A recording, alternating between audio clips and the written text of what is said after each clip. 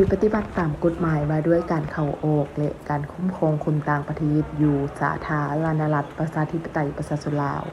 โหตกลงว่าด้วยการร่วมมือสร้างตั้งศูนย์ร่วมมือเวียงงานตำรวจลาวจีน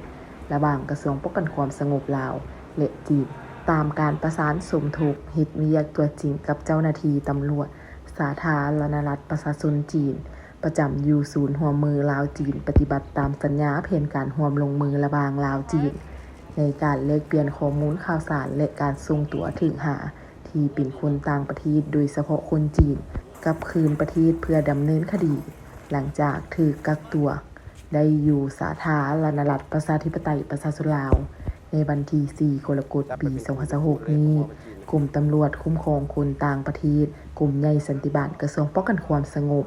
สาธารณรัฐประชาธิปไตยประชาชนลาว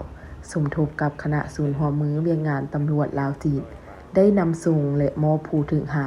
กลุ่มแก๊งโซ่โกงทรัพย์ทางโทรคมและการสื่อสารหรืออาชญากรรมทางระบบคอมพิวเตอร์สัญชาติจีนจำนวน174คนยิง4คนให้เจ้าหน้าที่ตำรวจสาธารณรัฐประชาชนจีนสืบโตดำเนินคดีโดยผ่านด้านสากลโบตินเขงหลวงน้ำท้าสาธารณรัฐประชาธิปไตยประชาชนลาวการมอบผู้ถึงหาครั้งนี้เมนหลังจากเจ้าหน้าที่วิชาเฉพาะกระทรวงป้องกันความสงบสาธารณรัฐประชาธิปไตยประชาชนลาวได้ติดตามกวดกาและแก้ไขเป้าหมายดังกล่าวมีการเคลื่อนไหวละเมิดต่อกฎหมายว่าด้วยการเข้าออกและคุ้มครองคนต่างประเทศอยู่สาธารณรัฐประชาธิปไตยประชาชนลาวเข้าออกตามด้านที่ทางการกำหนดเฮ็ดเวียกบ่ถูกเป้าหมายดำเนินธุรกิจประกอบอาชีพโดยบ่ได้รับอนุญาตและลักลี้ซ่อนอยู่สาธารณรัฐประชาธิปไตยประชาชนลาวพิธีมอบรับตัวผู้ถึงหาครั้งนี้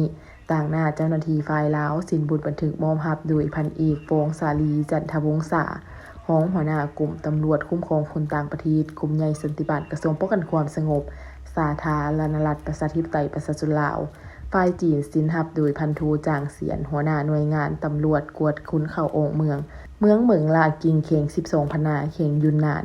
สาธารณรัฐประชาชนจีนโดยมีคณะรับผิดชอบทั้ง2ฝ่ายเข้าร่วมเป็นสักขีพยาน